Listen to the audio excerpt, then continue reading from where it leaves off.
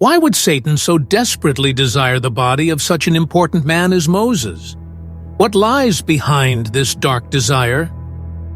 This question, at first glance, may seem surprising and even disturbing, but it is deeply rooted in biblical passages that reveal the mysteries of faith and the plans of God.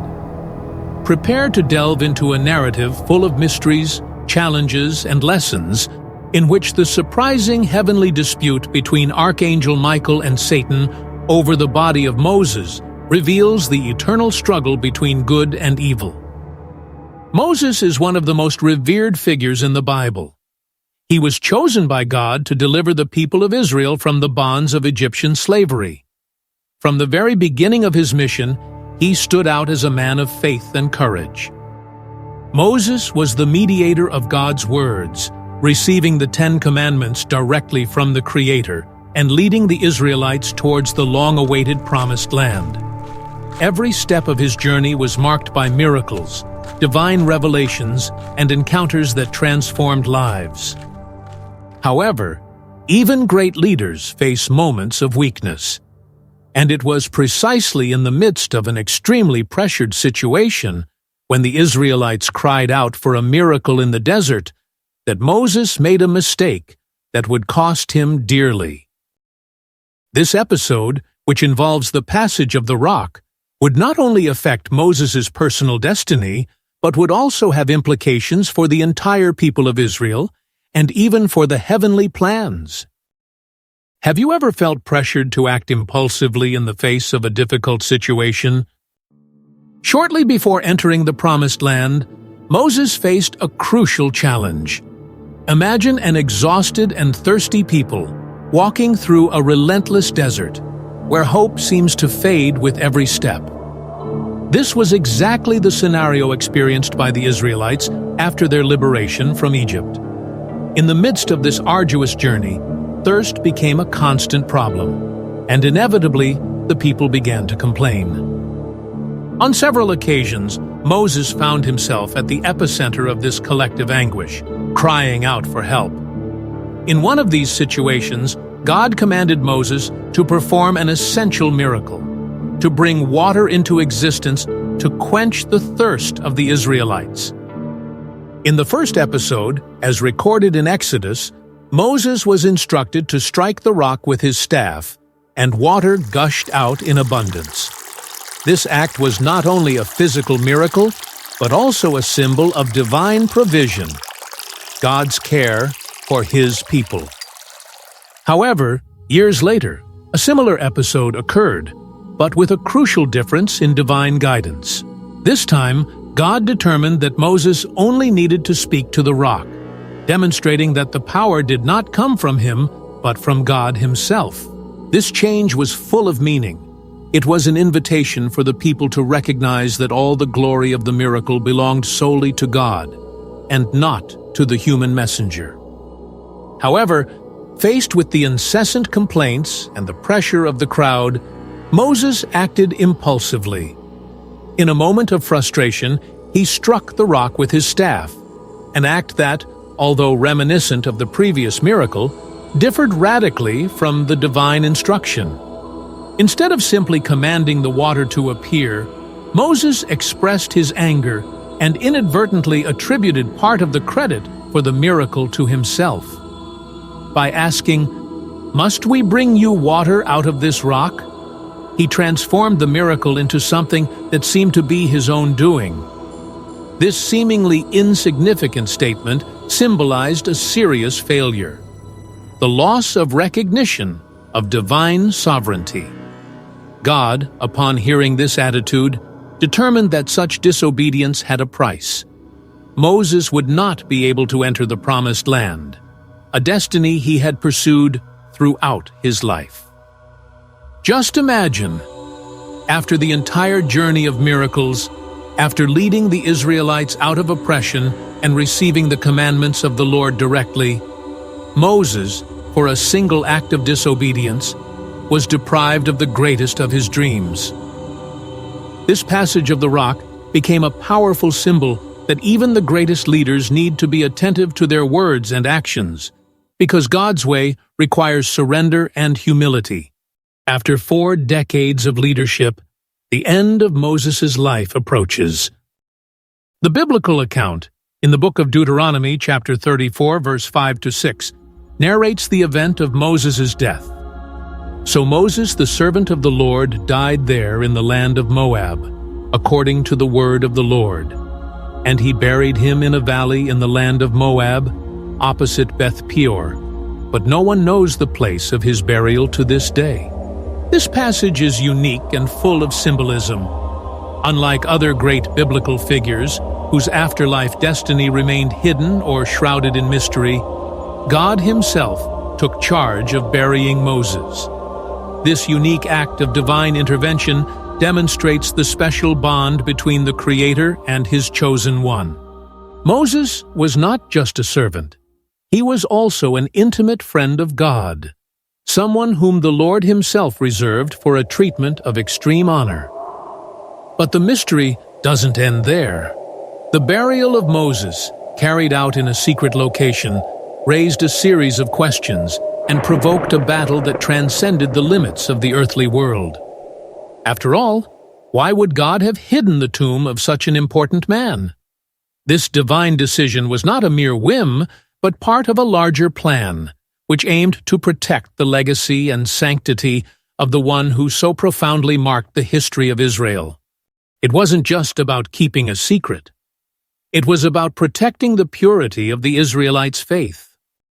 After the death of Moses, when God hid his body in a secret place, something extraordinary happened in the heavenly realms. According to the letter of Jude, verse 9, a unique battle occurred between the Archangel Michael and Satan. Not a physical fight, but a dispute of authority over the body of Moses. Imagine this scene. 2 powerful beings, representatives of the opposing forces of good and evil, facing each other in an epic confrontation. On one side, we have Archangel Michael, known as the protector of Israel and defender of divine truth.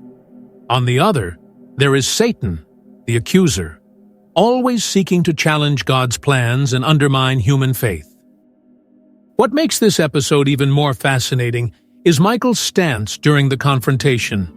Instead of using his own strength or uttering words of condemnation against Satan, Michael responded with humility and total dependence on God. "The Lord rebuke you." This seemingly simple phrase carries incredible depth. It reflects the true source of authority. It is not human or angelic power that decides, but rather the absolute sovereignty of God. This celestial interaction was not just about who would possess the body of Moses. It symbolizes the eternal struggle between obedience and rebellion, faith and disbelief. Every word and gesture in this clash reveals that, regardless of the attempts of evil, God's wisdom and power are immeasurable and unshakable. But why, after all, was Satan so interested in the body of Moses? What would lead Satan to get directly involved in this matter?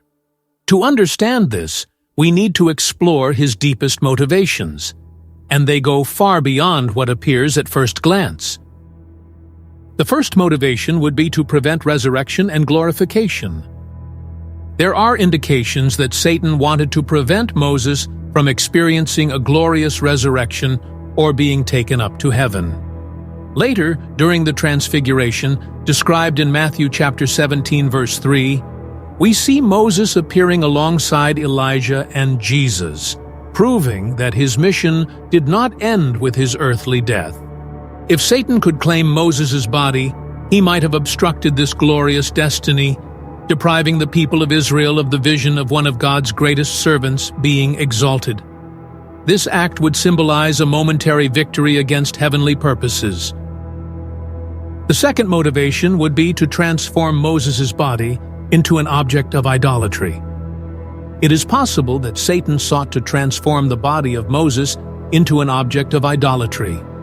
The history of Israel is marked by episodes of spiritual deviation, from the golden calf to the veneration of sacred objects. If Moses' body were recovered, it could easily become an idol, diverting the people from the exclusive worship of God. Satan, known for exploiting human weaknesses, knew this would be an effective way to undermine the faith of the Israelites and introduce a false dependence on something material and finite. The third motivation would be to accuse and remind of Moses' mistakes. Satan may also have tried to use Moses' past against him. Known as the accuser, Revelation 12:10, Satan often seeks to revive memories of transgressions to weaken people's trust in their spiritual leaders. In the case of Moses, events such as striking the rock and other mistakes made throughout his life could be used to tarnish his reputation and question God's mercy. By highlighting these flaws, Satan would try to discredit the divine covenant and create doubts in the hearts of the people. The fourth motivation would be to challenge divine sovereignty. Finally, Satan, in his rebellious essence, always seeks to challenge God's authority. By trying to take possession of Moses' body, he was not only seeking a symbolic trophy, but also demonstrating his intention to interfere with heavenly plans. This action represented a direct affront to divine sovereignty, a gesture of disobedience that reflected his character opposite to that of God. For Satan, every small victory, even if temporary, was an opportunity to prove that he still had some power over God's creations. These reasons show that Satan never acts without purpose. He constantly seeks to create divisions, distort truths, and divert focus from the glory of God. However, the divine intervention in the secret burial of Moses was a clear demonstration that God's plans are immutable and incomparable. Even when faced with resistance, God always finds ways to protect His will and preserve the sanctity of faith. And what can we learn from this today? How can we apply these ancient lessons to the modern struggles we face in our spiritual walk? By understanding Satan's strategies, we are better prepared to resist his attacks and remain firm in divine truth. The story of Moses and the events that followed his death bring lessons that go beyond the biblical context and touch our daily lives. Firstly, Moses' journey reminds us that even the greatest leaders are subject to mistakes. The episode of the rock, in which a simple slip of the tongue and an impetuous action altered the course of events, highlights the importance of humility and total obedience to God's will. Furthermore, the mystery of Moses' secret burial, combined with the heavenly battle between Archangel Michael and Satan, reinforces that God's plans are deep and often beyond our understanding. By hiding Moses' tomb, God not only preserved the legacy of a great leader, but also prevented his body from becoming an object of idolatry, protecting the purity of the Israelites' faith. The dispute between Michael and Satan demonstrates the constant spiritual struggle that unfolds behind the scenes of our existence, where evil tries to undermine our faith and distort divine teachings. However, just as Archangel Michael stood firm, we are called to resist temptations and keep our focus on God's truth and light. This narrative inspires us to cultivate a sincere and committed faith, reminding us that, even in the face of mistakes and challenges, divine love and protection remain unwavering, ensuring that God's purposes always triumph. And as we reflect on why this mystery is revealed to us today, our answer should be clear. God, in His greatness, will always have the last word. May the struggle that Moses faced, the battle he left for us, also become ours. A daily fight for truth, for genuine worship, and for the Lord's protection. Want to explore more biblical mysteries? Subscribe to Portraits of Faith and like this video. Thanks, and see you next time.